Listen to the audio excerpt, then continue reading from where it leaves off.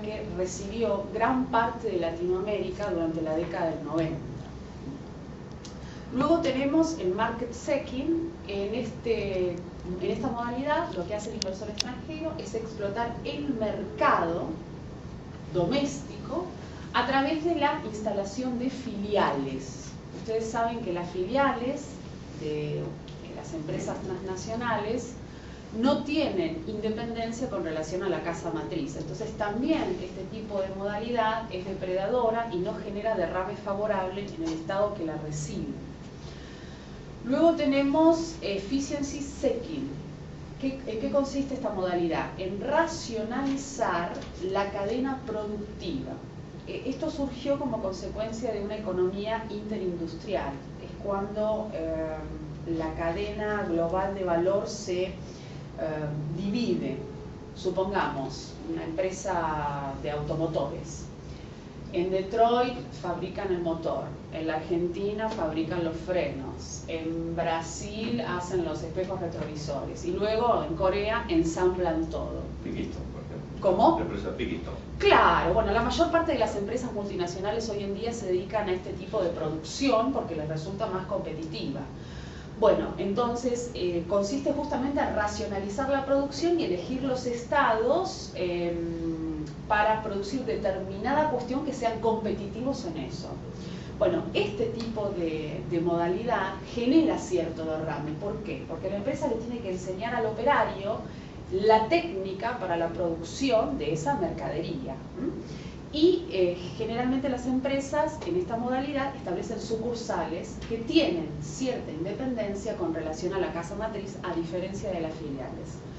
Y por último está la modalidad de Strategic Asset Seeking, que consiste en acceder al canal de distribución de la empresa local. ¿Por qué? Porque la empresa local conoce el mercado, tiene ya una cantidad de clientela determinada, cautiva, entonces le resulta más fácil a la empresa extranjera comprar lo que ya está y mejorarlo. Esto se dio especialmente en la década del 90 en la República Argentina con el proceso de fusiones y adquisiciones. Muchas empresas argentinas fueron adquiridas por empresas extranjeras. Algunas las destrozaron, que fue el caso de... ¿Fábrica Mitad de Aviones? No, que fue el caso de Habana, de otras empresas, no me acuerdo el grupo, tenía un nombre especial, que compraron empresas argentinas y a propósito las hicieron quebrar. Sí, se dedicaban a eso. Claro, la Lockheed. Lockheed compró Fábrica Mitad de Aviones. Ah, también. De Fábrica Mitad de Aviones pasó a ser simplemente una reparadora de... Claro, ganaba con totalmente eso. El perfil competitivo que tenía. Y eso implica... Como amenaza competitiva los mató. Los mató. Y eso implica la desaparición de la gente preparada, de los cientos de operarios, ingenieros que estaban al Lockheed, en la Fábrica Mitad de Aviones. La cadena de Aviones. conocimiento se desarticuló. Claro. Bueno, de esas modalidades que nosotros vimos, lamentablemente Latinoamérica tuvo las peores, ¿sí? Las modalidades depredadoras. No hubo derrame favorable. Bueno, en cuanto a los números de la inversión extranjera directa, esto es para que vean qué importante es el fenómeno de la inversión.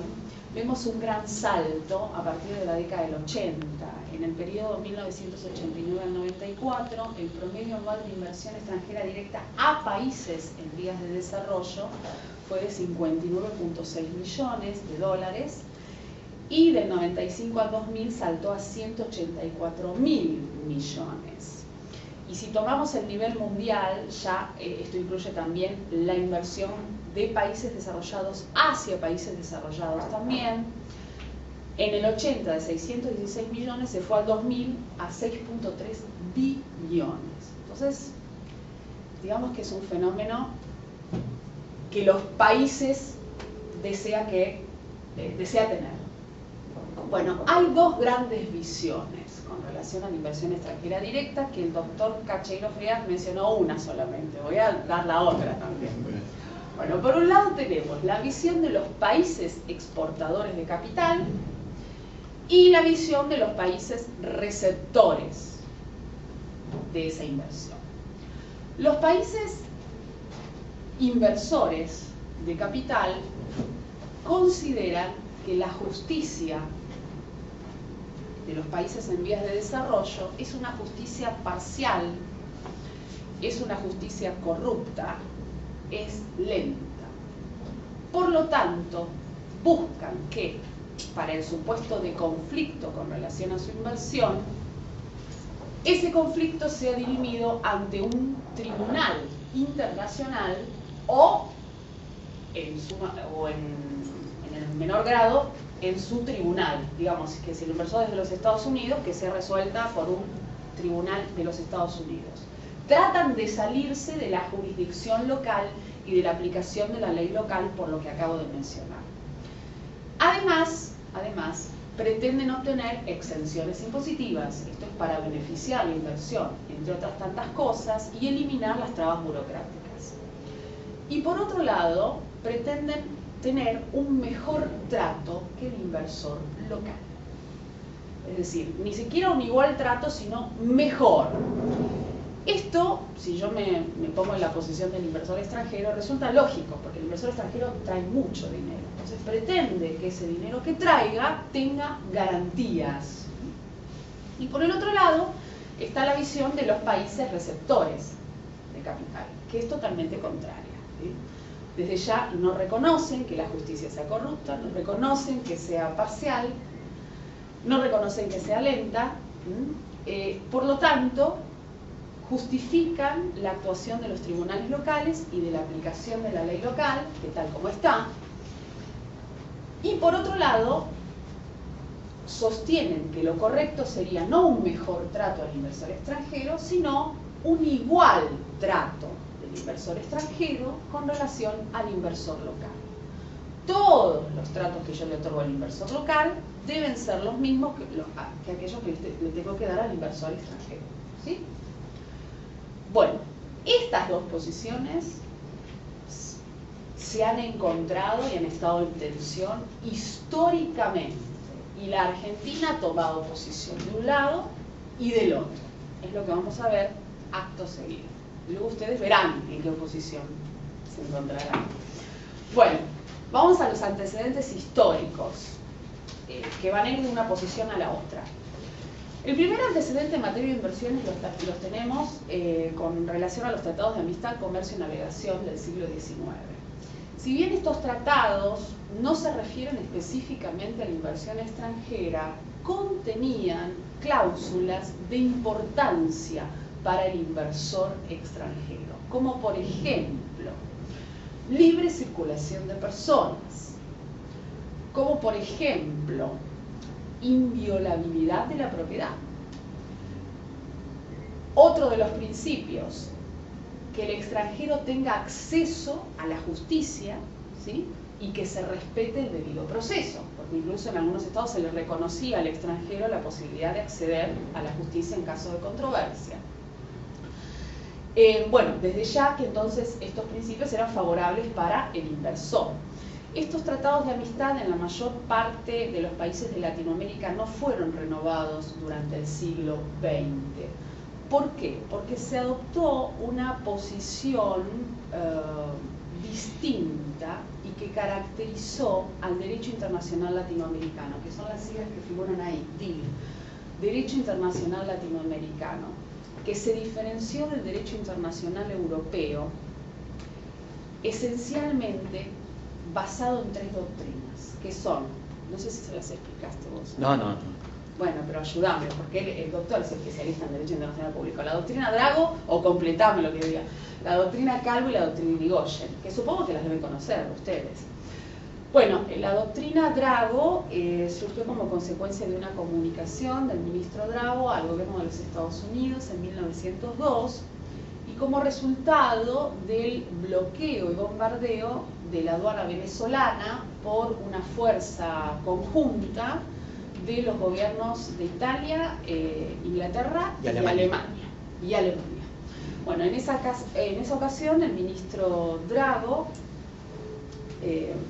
especificó que no corresponde la utilización de la Fuerza Armada para obtener el cobro de una deuda pública. Venezuela debía y entonces estos tres estados se les ofreció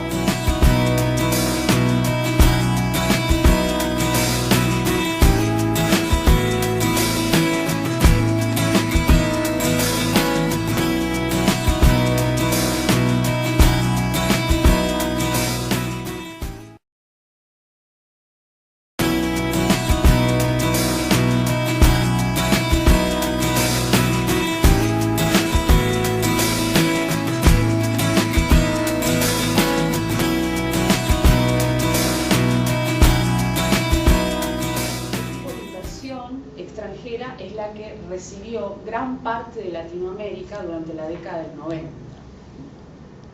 Luego tenemos el market seeking. En esta modalidad lo que hace el inversor extranjero es explotar el mercado doméstico a través de la instalación de filiales. Ustedes saben que las filiales de las empresas transnacionales no tienen independencia con relación a la casa matriz. Entonces también este tipo de modalidad es depredadora y no genera derrame favorable en el estado que la recibe. Luego tenemos efficiency seeking. ¿En qué consiste esta modalidad? En racionalizar la cadena productiva. Esto surgió como consecuencia de una economía interindustrial. Es cuando la cadena global de valor se divide. Supongamos una empresa de automotores. En Detroit fabrican el motor, en la Argentina fabrican los frenos, en Brasil hacen los espejos retrovisores y luego en Corea ensamblan todo. Piquistone, por ejemplo. ¿Cómo? La empresa Piquistone. Claro, bueno, la mayor parte de las empresas multinacionales hoy en día se dedican a este tipo de producción porque les resulta más competitiva. Bueno, entonces consiste justamente los matos. Y eso implica la desaparición de la gente preparada, de los cientos de operarios, ingenieros que estaban al lado, que en la fábrica militar. La cadena de conocimiento se desarticuló. Claro. Claro. Bueno, de esas modalidades que nosotros vimos, lamentablemente Latinoamérica tuvo las peores, ¿sí? Las modalidades depredadoras. No hubo derrame favorable. Bueno, en cuanto a los números de la inversión extranjera directa, esto es para que vean qué importante es el fenómeno de la inversión. Vemos un gran salto a partir de la década del 80. En el periodo 1989 al 94, el promedio anual de inversión extranjera directa a países en vías de desarrollo fue de 59.6 millones de dólares y del 95 al 2000 saltó a 184.000 millones. Y si tomamos el nivel mundial, ya esto incluye también la inversión de países desarrollados hacia países desarrollados también. En el 80 de 616 millones se fue al 2000 a 6.3 billones. Entonces, digamos que es un fenómeno que los países desean tener. Bueno, hay dos grandes visiones con relación a la inversión extranjera directa, que el doctor Cacheiro Frias mencionó una solamente, voy a dar la otra también.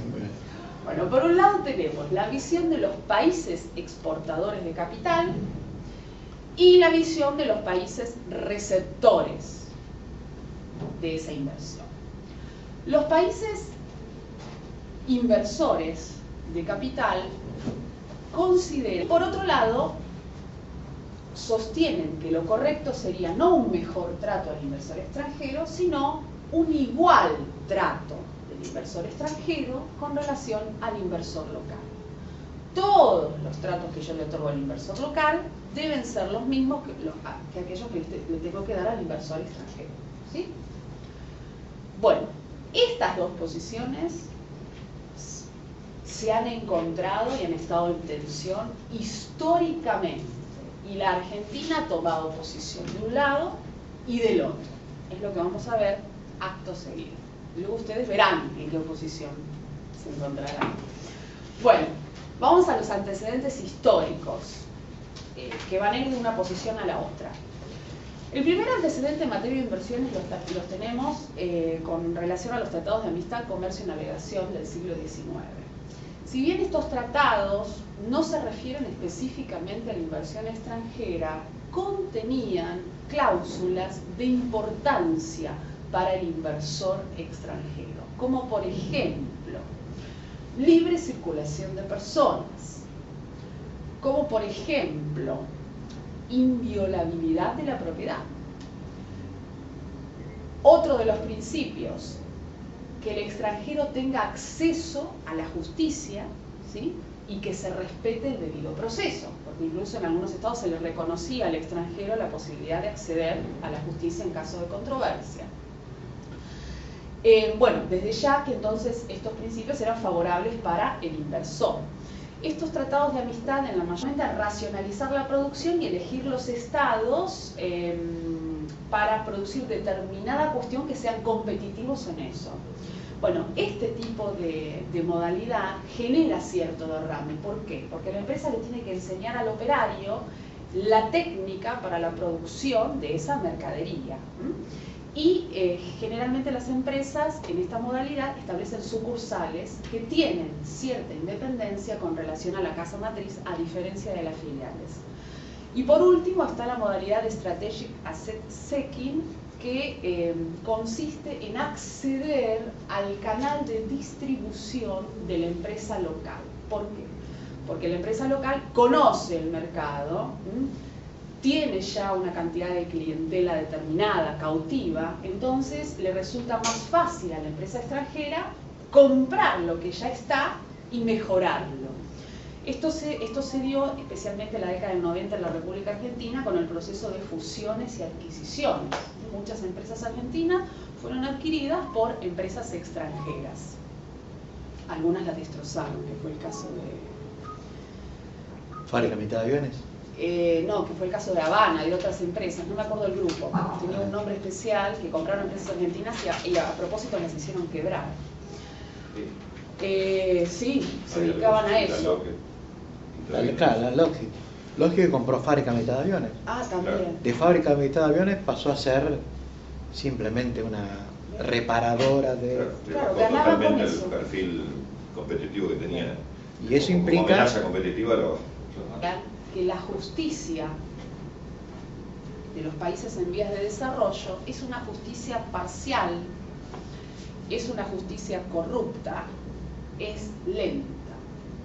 Por lo tanto, buscan que, para el supuesto de conflicto con relación a su inversión, ese conflicto sea dirimido ante un tribunal internacional o en el menor grado en su tribunal, digamos que si el inversor es de los Estados Unidos, que sea resuelta por un tribunal de los Estados Unidos. Tratan de salirse de la jurisdicción local y de la aplicación de la ley local por lo que acabo de mencionar. Además, pretenden obtener exenciones impositivas, esto es para beneficiar la inversión, entre otras tantas cosas, y eliminar las trabas burocráticas. Y por otro lado, pretenden tener un mejor trato que el inversor local. Es decir, ni siquiera un igual trato, sino mejor.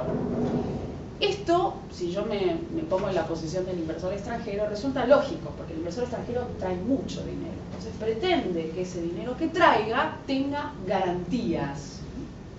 Y por el otro lado, está la visión de los países receptores de capital, que es totalmente contraria. ¿Sí? Desde ya no reconocen que la justicia sea corrupta, no reconocen que sea parcial, no reconocen que sea lenta, por lo tanto, justifican la actuación de los tribunales locales y de la aplicación de la ley local, que tal como está,